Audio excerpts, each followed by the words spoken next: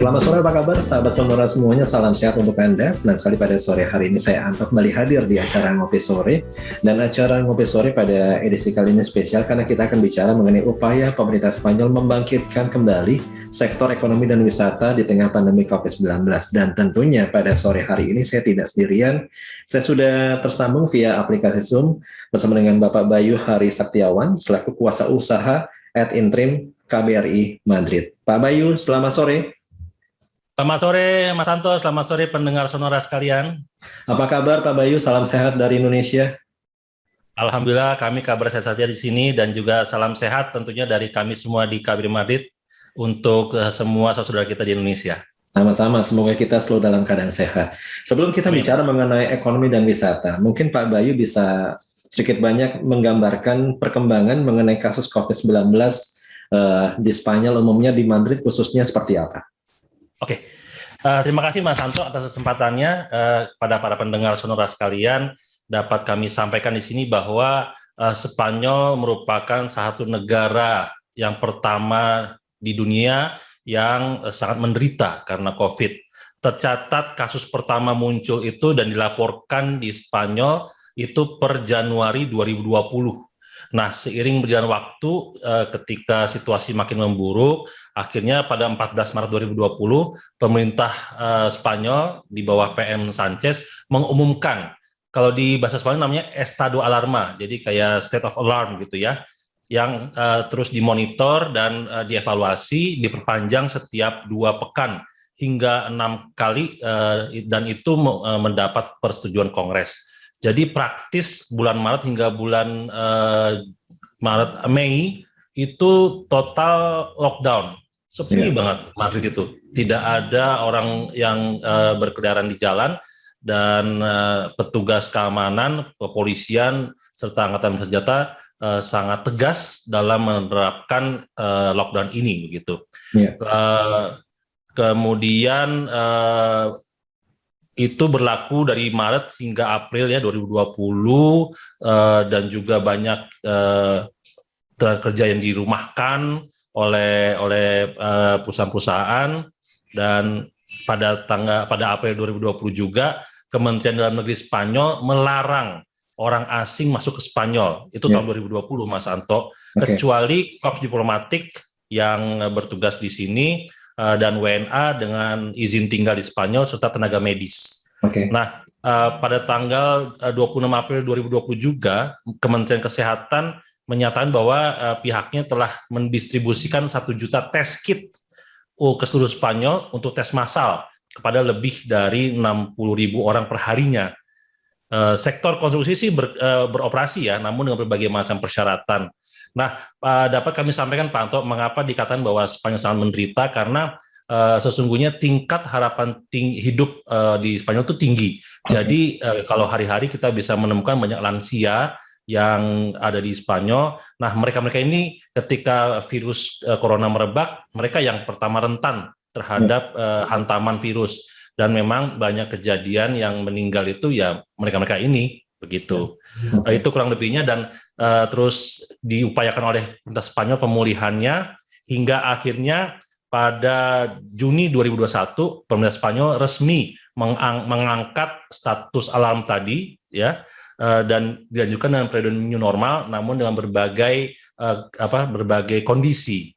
Seperti misalnya kita sudah boleh di tempat publik tidak mengenakan masker seperti himbauan, dan juga tetap menjaga jarak, begitu. Dan juga ya di dalam kegiatan publik seperti yang kita lihat di kegiatan persepak bolaan misalnya, ya stadion-stadion sudah boleh diisi lagi oleh para pendukung sepak bola, begitu Mas Anto. Ya. Nah, sekarang pembukaan sudah mulai dilakukan ya Pak Bayu. Selain menerapkan lockdown, membatasi mobilitas masyarakat, upaya apa lagi yang dilakukan oleh pemerintah Spanyol sehingga sekarang ini hasilnya luar biasa? Ya, tentunya sebagaimana negara lain, Spanyol juga mengintensifkan vaksinasi, dan hingga saat ini sudah 70% dari penduduk Spanyol yang sudah divaksinasi. Yang ini ya, maksud saya yang eligible untuk mendapat vaksin. Termasuk kita-kita ini, warga negara asing yang berada di Spanyol juga sudah difasilitasi oleh pemerintah Spanyol untuk memperoleh vaksin. Iya. bisa itu Moderna, Pfizer, lalu kemudian AstraZeneca gitu. Iya. Dengar-dengar proses vaksinasi di Spanyol nih paling cepat di Eropa ya, Pak Bayu? Iya, paling cepat di Eropa, ya memang juga dengan jumlah penduduk yang 47 juta jiwa, Iya. apabila dibandingkan dengan Indonesia ya, dan itu memang concern utama dari pemerintah Spanyol untuk segera memberikan vaksinasi begitu. Anak-anak sudah mulai divaksin, Pak Bayu? Anak-anak yang usia di bawah 12 tahun belum, Pak Anto. Iya. Belum. Di Nah, bawah ini usia juga kemudahannya kan apabila sebelumnya untuk memperoleh vaksin kita mesti membuat appointment gitu ya. Iya. Cita kalau di sini namanya. Nah, sekarang ini tidak memerlukan appointment, bisa langsung ke pusat-pusat vaksinasi untuk memperoleh vaksin tersebut. Baik. Ini selain tadi Pak Bayu menjelaskan bahwa sekarang pertandingan olahraga khususnya sepak bola sudah mulai dibuka. Sektor apa lagi yang sudah mulai dibuka, Pak, selain olahraga? Pariwisata tentunya. Di mana pariwisata menjadi andalan ekonomi Spanyol selama ini.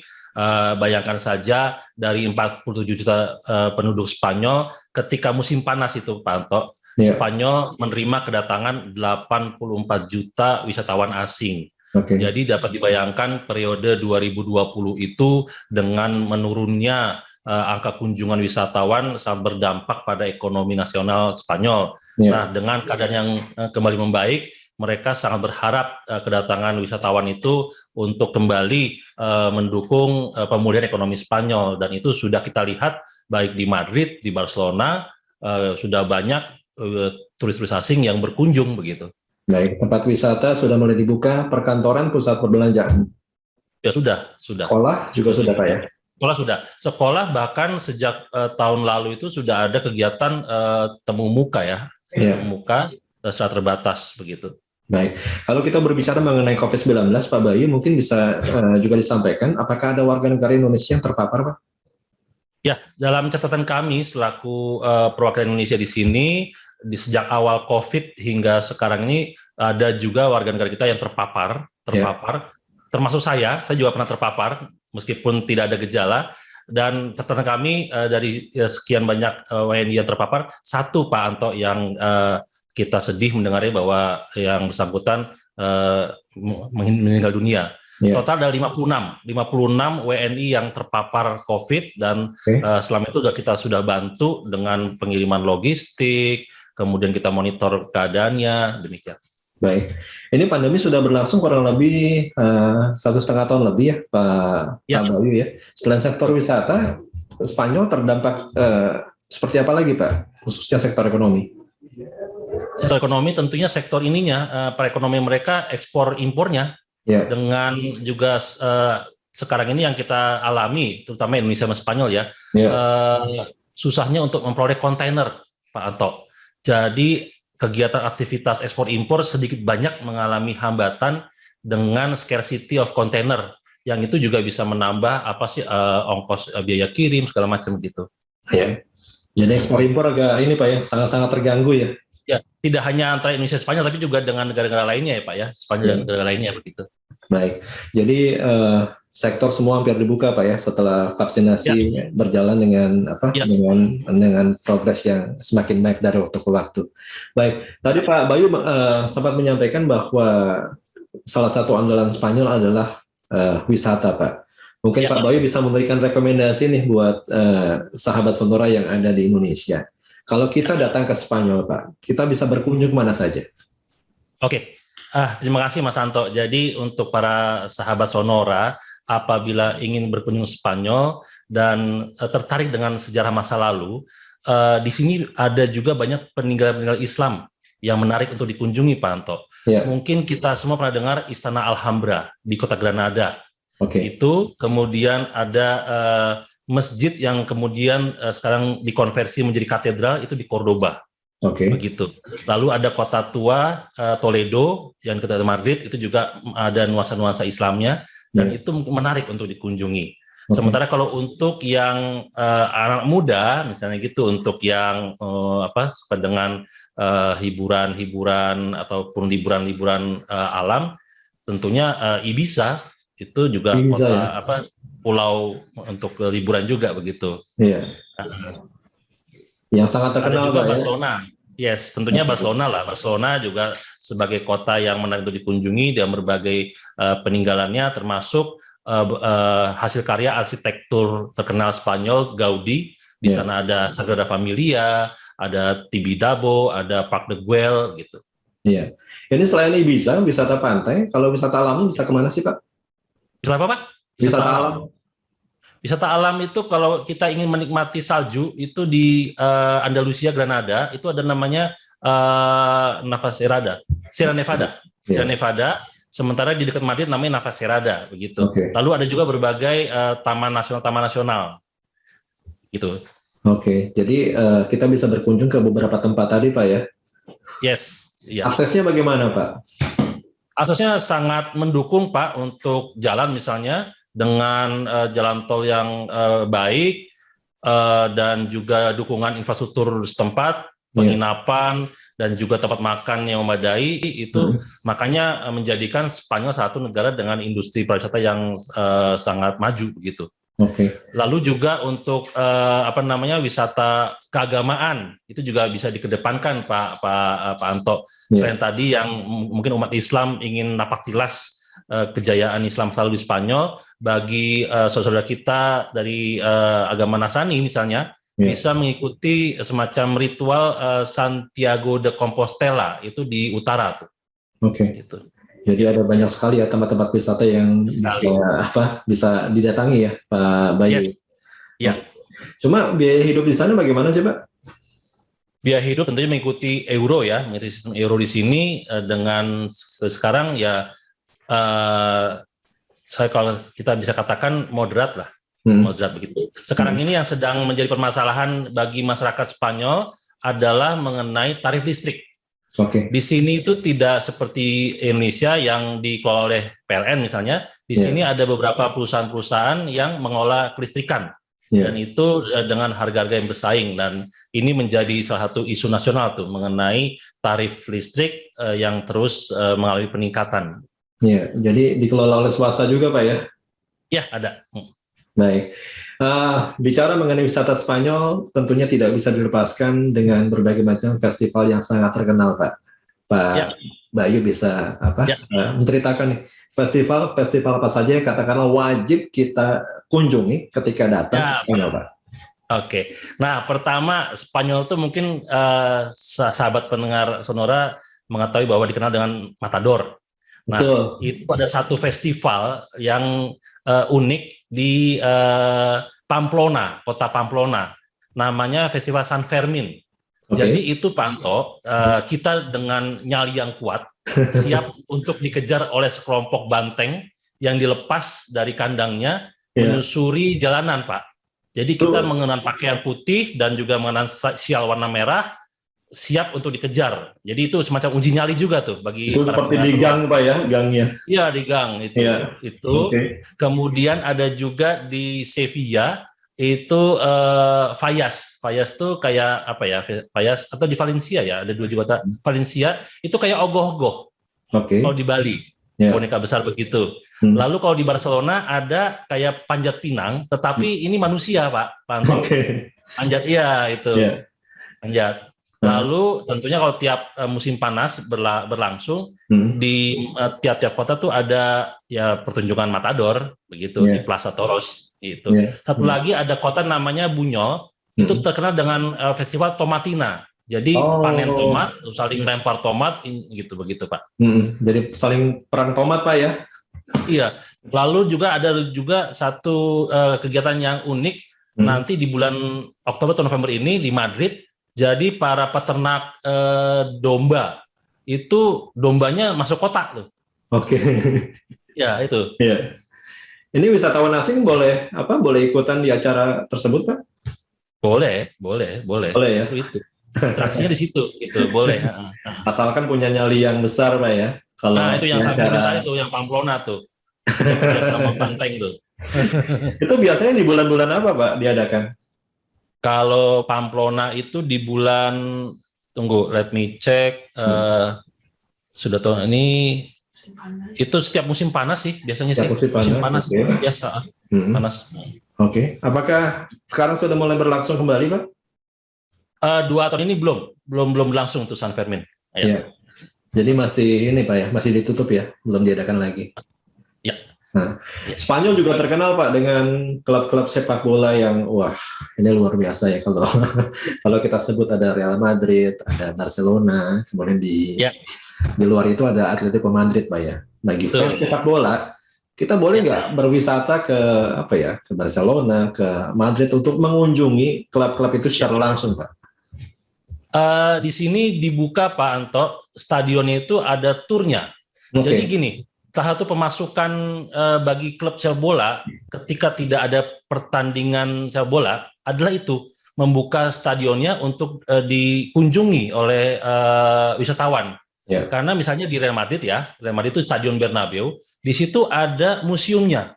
Jadi ketika kita membeli tiket untuk tur Bernabeu, kita bisa diarahkan pertama ke museum untuk melihat capaian-capaian Real Madrid selama ini dari dulu hingga sekarang, termasuk memorabilia yang ada.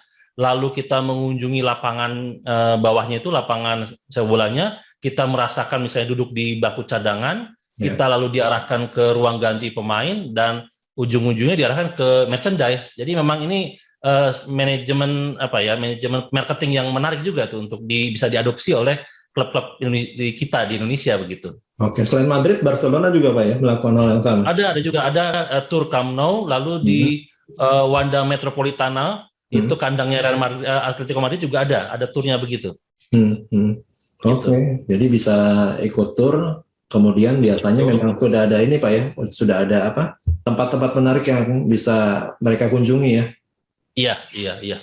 Kadangkala malah Pak Anto, kalau memang sedang ada sesi terbuka, ketika tim utama sedang berlatih, itu para fans dimungkinkan untuk hadir di tempat latihan tuh. Kalau Real Madrid misalnya di Valdebebas namanya, Valdebebas itu, kalau sedang ada sesi terbuka untuk latihan, para fans bisa datang untuk melihat dari dekat para pemain-pemain Real Madrid itu berlatih gitu.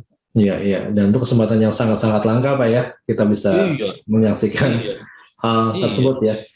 Sepak bola para fans itu menunggu di pintu masuk atau pintu keluar untuk sekedar misalnya nanti menghentikan para pemain untuk minta tanda tangan atau berfoto begitu. Bersyukur ya kalau dapat ya Pak ya. Sepak bola buat warga Spanyol artinya apa sih Pak? Karena kalau saya lihat kan luar biasa sekali ya.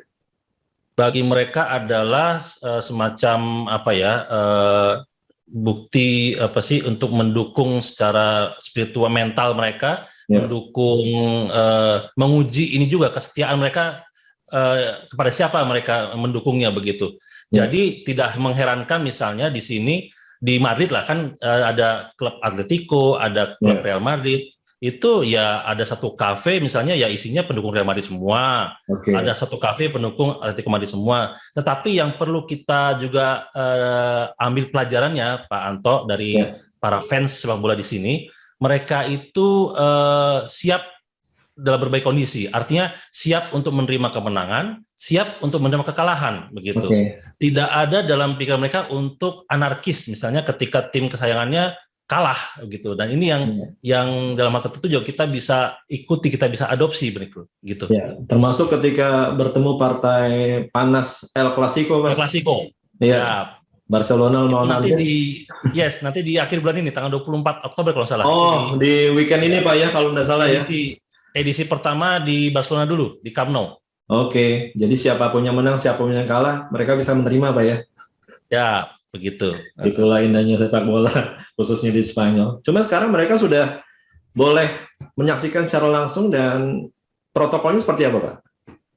Kami memperoleh informasi bahwa untuk pertandingan El Clasico di Camp Nou itu sudah 100%. Wow. Bisa penuh. Namun tentunya mereka diharuskan untuk mengenakan masker selama menonton pertandingan begitu. Karena bagi Barcelona maupun La Liga, dengan El Clasico ini mengharapkan pemasukan yang banyak gitu. Betul. Karena dampak pandemi ini luar biasa ya, Pak Bayu ya. Contohnya Barcelona, mereka harus menyeimbangkan keuangan klubnya agar tidak sampai bangkrut ini. Iya, itu juga. Oke. Nah, kalau bicara mengenai wisata, tak lengkap tanpa mencicipi wisata kuliner khas Spanyol, Pak. Di Ya, sana ada apa saja Pak yang bisa diberikan rekomendasi buat kami? kalau untuk Spanyol itu mungkin teman-teman pendengar Sonora bisa merasakan paella. Itu semacam kayak nasi goreng ya, nasi goreng Spanyol, tapi itu bisa apa namanya dimasak di dalam kayak penggorengan yang besar gitu. Itu bisa bermacam-macam Pak, bisa isi seafood, bisa ayam, bisa daging begitu. Paella itu nasi lalu kita kasih saffron ya untuk menjadikan dia kuning gitu. Lalu ada juga kalau untuk makanan di jalan begitu churros itu seperti cakwe ya. Cuman yang unik adalah churros tersebut dicelup-celupkan ke coklat panas. Begitu. Itu. Ya. Jadi ada dua itu ya, paella dan churros Pak ya. Paella churros. Lalu kalau kita bepergian ke Galicia, utara Spanyol, kita akan dimanjakan dengan produk dari seafood. Seafood karena juga enak-enak begitu. Oke. Wah, jadi nggak sabar kalau mau berkunjung ke sana Pak ya. Iya. Emang idealnya bulan-bulan apa aja Pak yang katakanlah pas banget ya untuk kita berkunjung ke sana? Musim panas memang. Musim panas ya. Musim panas ya. Musim panas, jadi pas banget untuk berkunjung ke sana. Tapi kalau rekan Sonora ingin juga merasakan salju, ya itu di bulan-bulan Desember Januari malah banyak salju. Wah, itu mending kita kayak Ibiza aja Pak ya, kayak Ibiza Pak. Oh iya, bisa party terus itu party terus gitu. Sekaligus bisa menikmati musim panas di Spanyol Pak ya. Ya. Baik. Ini sampai sejauh ini Pak Bayu kerjasama antar kedua negara ya, Spanyol dan Indonesia ini seperti apa Pak Bayu kerjasamanya? Ya, alhamdulillah kita dapat menjalin hubungan yang baik dengan Spanyol di berbagai bidang, di politik, ekonomi, sosial budaya, begitu dan ini tentunya berkat juga misi diplomasi kita yang kita jalankan, termasuk diplomasi ekonomi. Misalnya di perekonomian, misalnya perdagangan kita, alhamdulillah Indonesia menempati pada posisi surplus dalam ininya dengan Spanyol, dengan hubungan dagang dengan Spanyol, termasuk juga dalam 5 tahun terakhir investasi Spanyol cukup banyak di Indonesia. Mungkin rekan Sonora juga pernah mendengar, ya familiar lah dengan kata Zara, Mango, begitu, Repsol. Itu adalah industri Spanyol yang memiliki usaha di Indonesia. Fashion, Pak, fashion. Ini dalam 5 tahun terakhir catatan kami total investasi Spanyol di Indonesia itu sejumlah 141 juta US dollar, gitu. Termasuk juga kalau misalnya rekan Sonora melewati daerah Kuningan ada Hotel Melia. Nah itu Melia itu adalah change dari hotel di Spanyol. Gitu. Oke. Di Spanyol itu sumber daya alamnya andalannya seperti apa sih Pak? Sumber daya alam itu kalau ini perkebunannya bagus ya. Perkebunan ya. Misalnya di daerah Valencia itu jeruknya bagus, kemudian di daerah Andalusia itu olive, zaitun. Nah, itu bagus. Itu juga sudah diekspor Pak ya? Untuk menambah devisa. Sudah. Oke. Ekonomi kerjasama, politik kerjasama seperti apa Pak? Politik itu kita saling mendukung di dalam forum-forum internasional dengan Spanyol. Seperti waktu itu Spanyol mendukung Indonesia ketika kita berkampanye untuk menjadi anggota tidak tetap Dewan Keamanan PBB. Kemudian ada kerjasama di bidang anti terorisme antara kedua badan anti terorisme. Lalu juga ada kerjasama di bidang pertahanan. Mungkin juga rekan Sonora pernah mendengar bahwa TNI AL memiliki kapal latih baru namanya KRI Bimasuci dan itu dibuat di Spanyol, Pak Anto. Oke. Jadi ada ekonomi, sosial. Kalau sosial politik seperti apa kerjasamanya? Sosial politik, sosial budaya mungkin maksudnya. Sosial budaya ya. Sosial budaya. Nah, sosial budaya ini menarik bahwa kita juga mencoba untuk mempromosikan Indonesia kepada publik Spanyol. Salah satunya adalah pengajaran bahasa Indonesia, Pak Anto. Jadi kami di KBRI memberikan kursus situasi sekarang ini mengharuskan melalui virtual kepada masyarakat Spanyol yang tertarik untuk mempelajari bahasa Indonesia. Itu sudah kita laksanakan. Kemudian kita juga program dari Kemendikbud menawarkan program beasiswa dan mahasiswa bagi kalangan muda Spanyol untuk belajar di Indonesia, belajar budaya, belajar bahasa, begitu. Kemudian kita juga menggalang Friends of Indonesia, yaitu mereka-mereka para alumni dari Dharma Siswa untuk menjadi Friends of Indonesia yang membantu kita dalam mempromosikan Indonesia kepada komunitas-komunitas yang ada di sini, begitu. Oke, ini kalau sebelum pandemi acaranya apa aja sih Pak yang dilakukan untuk mengenalkan katakanlah budaya Indonesia kepada warga Spanyol? Umumnya setiap tahun tuh kita ada program tahunan, Pak Anto, namanya Bazar Solidario. Jadi diadakan di KBRI selama 2 hari berturut-turut. Itu kita tampilkan budaya Indonesia, kita tampilkan gastronomi Indonesia, dan juga pameran mengenai produk-produk Indonesia yang diimpor di sini. Itu siapapun boleh datang ke KBRI dan ada semacam fundraising-nya, dan hasilnya itu kita sumbangkan kepada mereka yang membutuhkan di Indonesia maupun di Spanyol. Gitu. Oke, jadi ada banyak usaha yang sudah dilakukannya, termasuk mengenalkan batik, Pak ya, salah satu budaya Indonesia, Pak ya. Iya. Respon masyarakat Spanyol seperti apa, Pak Bayu, melihat lebih dekat di Indonesia? Mereka merasa apresiatif dengan inisiatif KBRI untuk memperkenalkan Indonesia, dan kalau boleh kami sampaikan, tingkat antusiasme orang Spanyol untuk berkunjung ke Indonesia itu sangatlah tinggi.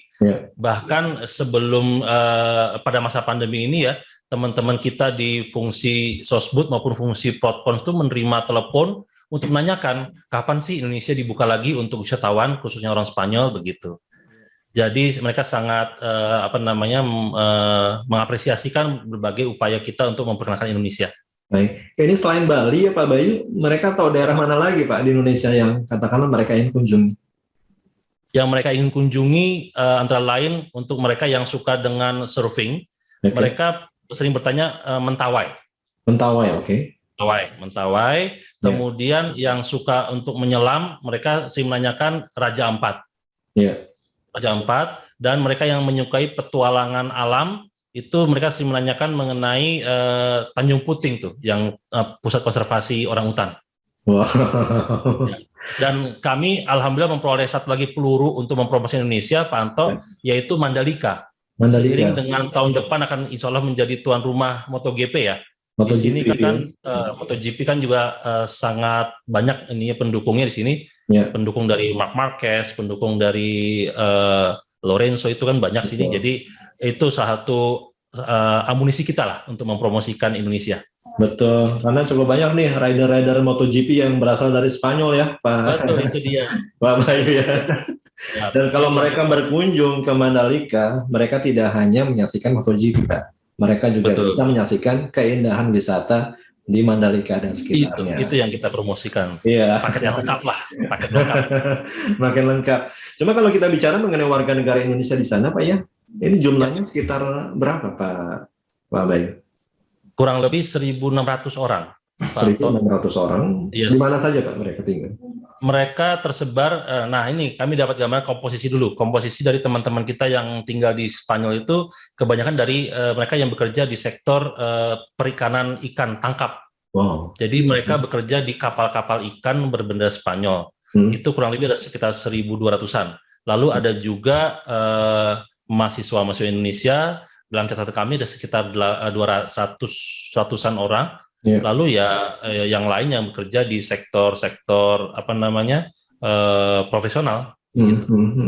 Ini menarik Pak. Tadi Pak Bayu juga sempat menceritakan bahwa cukup banyak mahasiswa yang ada di sana. Kualitas pendidikan di Spanyol seperti apa sih Pak? Ya, Spanyol cukup baik ya, utamanya di kalau yang kami menilai bahwa banyak teman-teman yang mempelajari ekonomi, bisnis. Nah itu salah satu jurusan yang sangat favorit di sini. Dan banyak teman-teman kita yang mengambil jurusan tersebut, gitu. Dan juga teknik juga bagus juga untuk diikuti sini. Oke, jadi ada beberapa kampus yang katakanlah recommended sekali Pak ya bagi warga negara Indonesia yang ingin melanjutkan pendidikan di Spanyol. Ya. Baik, kalau untuk warga negara Indonesia di sana, pihak KBRI apakah rutin mengadakan acara Pak? Ya, kita rutin mengadakan acara. dan terus kita membuat semacam kayak grup komunikasi. Di Oke. sini ada beberapa komunitas, Pak Anto, ada namanya KCI, itu Kami Cinta Indonesia. Kemudian ada PCIM, itu pengurus cabang Indonesia Muhammadiyah yang ada di Spanyol. Lalu ada PPI tentunya, PPI, lalu ada kekerabatan WNI kita yang beragama Nasrani juga ada di sini begitu. Jadi itu kita rangkul diaspora-diaspora tersebut sehingga kita terus dapat membina mereka dengan baik. Oke, cukup banyak kegiatan Pak ya yang diadakan oleh Pak BRI untuk memfasilitasi warga negara Indonesia yang tinggal di Spanyol Pak ya. Ya, termasuk mengundang mereka ketika bazar. Lalu memang dalam 2 tahun terakhir ini kita membatasi untuk mengundang dalam berbagai kegiatan karena juga faktor resiko kesehatan. Namun yakin bahwa seiring waktu berjalan dan pemulihan keadaan, kita akan kembali terus mengundang secara luas partisipasi dari warga negara kita di sini. Baik, Indonesia kan rakyatnya terkenal sangat ramah ya Pak Bayu. Ya. WNI yang tinggal di Spanyol berdampingan hidup dengan warga di sana seperti apa Pak? Alhamdulillah juga tidak ada masalah berarti dalam hal hidup antara kita dengan warga dari sini, termasuk juga dalam hal beragama. Di sini juga peaceful coexistence dengan sesama toleransinya cukup tinggi, jadi tidak ada masalah gitu. Dan bahkan dalam hal tertentu banyak juga WNI kita yang memperkenalkan Indonesia melalui yang secara simpel mungkin makanan. Berbagi makanan dengan tetangganya, Indonesia maksudnya ya. Itu juga caranya juga. Baik, gitu. Mengenalkan nasi goreng. Oh iya, mengenalkan nasi goreng, sate ayam gitu Pak ya. Sate ayam, iya betul. Sehingga mereka akrab dengan makanan khas Indonesia. Betul. Iya. Baik, ini untuk kedepannya Pak Bayu, kerjasama antara Indonesia dan Spanyol, hal-hal apa lagi Pak yang bisa kita tingkatkan? Yang dapat kita tingkatkan tentunya ekonomi ya. Kita masih terus mengupayakan makin banyaknya investasi Spanyol untuk menanamkan modal di Indonesia, peningkatan volume ekspor impor kedua negara karena masih banyak sektor yang dapat kita kembangkan. Kemudian dari Sosbud juga kita akan makin meningkatkan people to people contact. Kita mencoba untuk terus meningkatkan jumlah mahasiswa Spanyol untuk studi mengenai Indonesia dan sebaliknya. Lalu kemudian di bidang politik kita juga makin meningkatkan hubungan dengan adanya saling kunjung antara pejabat tinggi kedua negara di berbagai bidang begitu. Ya, ini kalau perkembangan terakhir Pak, jumlah wisatawan yang datang ke sana paling banyak dari negara mana Pak? Paling banyak nih sebentar ini yang kita catat dari Eropa Utara. Eropa Utara. Iya. Eropa Utara ya. Indonesia mudah-mudahan juga